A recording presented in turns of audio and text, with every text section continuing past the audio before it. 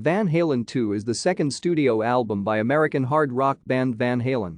Released on March 23, 1979, it peaked at number 6 on the Billboard 200 and spawned the singles Dance the Night Away and Beautiful Girls. As of 2004, it has sold almost 6 million copies in the United States. Critical reaction to the album has been positive as well, with the Rolling Stone album guide praising the feel-good, party atmosphere of the songs. Recording of the album happened at Sunset Studio less than a year after the release of the band's eponymous debut album. Recording of the album began on December 10, 1978, just 1 week after completing their first world tour, and was complete within a week. The band used a Putnam 610 console to record the album, similar to the console Eddie installed in his home studio in 1983.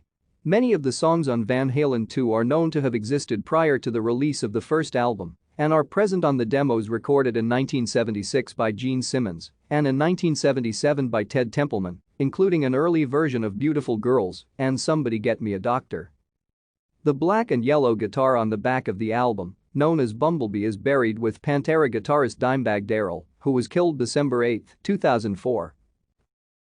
Thank you for watching. Like and subscribe if you would like to view more of our videos. Have a nice day.